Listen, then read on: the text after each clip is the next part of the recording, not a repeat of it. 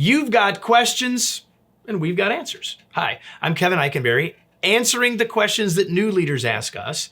Actually, it's our goal to help all leaders become more productive, successful, and confident. And to do that, we record these videos. And since you're watching this on YouTube, make sure you subscribe so you don't miss any future episodes and make it easier for yourself to go backwards and listen to some of the others. Today, the question is, how can I overcome resistance? Are you ready? Let's get started. It's one of the questions I get asked most frequently by leaders at all levels, not just new leaders.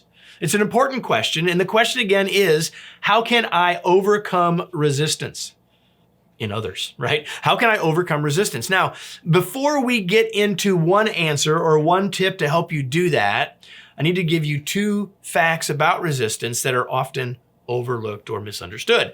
Fact number one, don't be surprised by it. Resistance is naturally occurring. Sometimes leaders are like, I'm not sure why they're resistant. Just because you think something is a good idea doesn't mean others will. It's naturally occurring that when change is in front of us, we go, and even for things that you are all in for, at first, there was a moment where you were like, I don't know.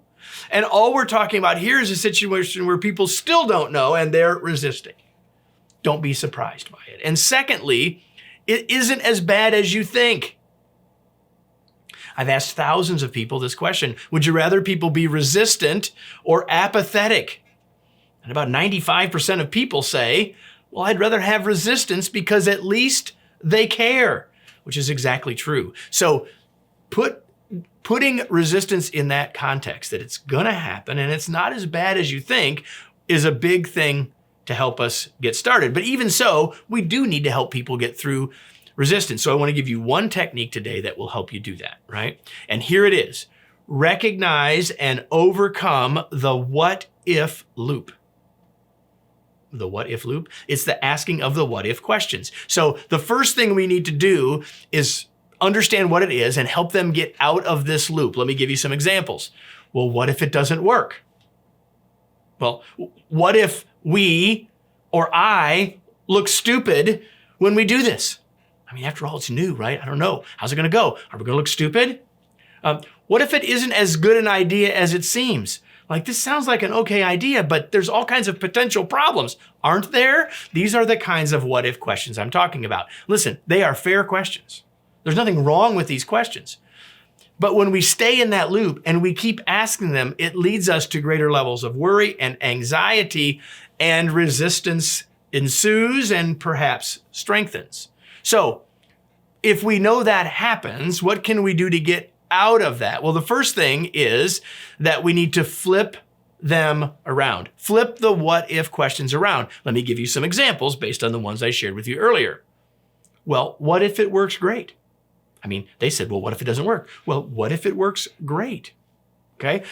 They said, well, what if we look stupid? Like, what if we look brilliant as a result of trying this? Have you considered that? What if that happened? In other words, flipping the idea on its head, because the questions are hypothetical to start with. So let's just consider another alternative. Oh, and one more. What if it's a better idea than we thought? In other words, when they're asking their what if questions, they're questions of concern and worry, we could flip them around, right? There's another thing that we could do is we could take them head on. And here's what I mean. Well, what could we do to make sure it does work? Right? That's a valid concern. What if it doesn't work? What can we do to minimize that risk? What can we do to improve the chances it will be successful? What can we do to make sure we don't look stupid?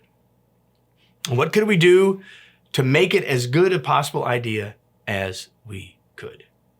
So, one of the things that naturally happens when change is afoot is that resistance will occur.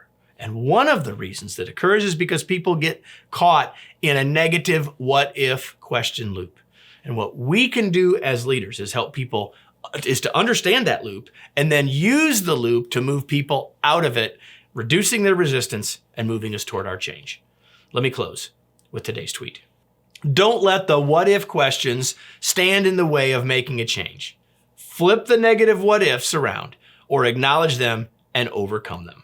If you found this useful, like this video. And if you haven't already, please subscribe. And if you have a question of your own that you'd like me to address, share it in the comments or send it as an email to info@kevineikenberry.com. We'll respond, either point you to where we've already answered it or answer it in the future. Another way that we can be of service to you is through our newsletter that comes out 3 days a week called Your Remarkable Day. Why do I mention that to you? Because what I just shared with you in this video originally showed up in one of those emails, Monday, Wednesday, and Friday. You can get access to it, learn more about it, and sign up for it or our other newsletters by going to kevineikenberry.com/newsletters. Hope you'll do that. I look forward to seeing you in a future episode.